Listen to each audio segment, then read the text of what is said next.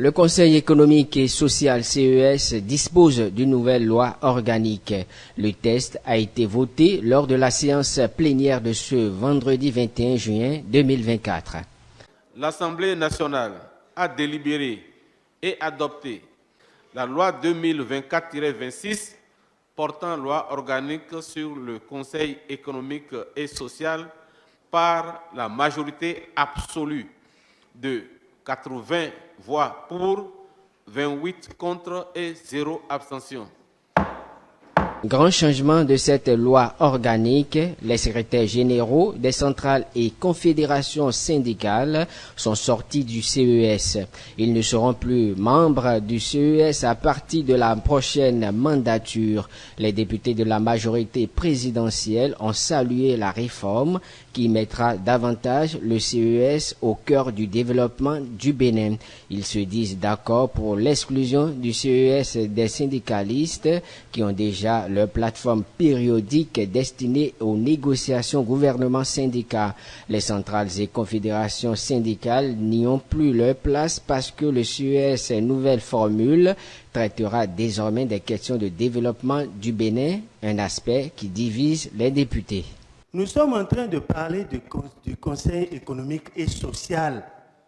Et nous savons que les premiers partenaires sociaux, c'est les travailleurs et leurs syndicats. Et le texte qu'on nous propose exclut ces partenaires sociaux dont on parle à tous les niveaux de structuration du Conseil économique et social. C'est ce qu'on nous a demandé, ça. Le Conseil économique et social, tel que je le vois, est l'assemblée des forces vives, les forces de production. Ce n'est pas seulement ce qu'on pense. Quand on dit social, ce n'est pas seulement, ça ne se réduit pas à nos amis syndicalistes. Je suis d'accord que les syndicalistes sont des partenaires sociaux qui jouent un rôle important dans l'arsenal social de notre pays. Mais c'est à nous de savoir que nous devons tenir compte d'eux dans les désignations. En réalité, la nouvelle loi organique du CES adoptée est un projet de loi introduit depuis 2004 par l'ancien président Feu Mathieu Kérékou. Éric Rondeté du parti Les Démocrates soulève une question préjudicielle. Mais le gouvernement qui a déposé ce projet, Monsieur le Président, a fini depuis 20 ans. Plusieurs gouvernements sont passés. Est-ce que l'exposé des motifs tel que présenté, est-ce que ça demeure valable? Qu'un projet de loi sorte des tiroirs 20 ans après, rien d'anormal, explique Orden Aladati, président de la commission des lois. Les propositions de loi qui parviennent à l'Assemblée nationale, à la représentation nationale, lorsque pendant 2 sessions ordinaires, la proposition n'est pas étudiée, on la retourne à son envoyeur, à son initiateur. Mais il n'en est pas de même pour les projets. Quand moi je suis venu au Parlement ici, on annonçait les projets inscrits à l'ordre du jour et on a annoncé un projet de révision constitutionnelle déjà déposé par le président Yahi Boni.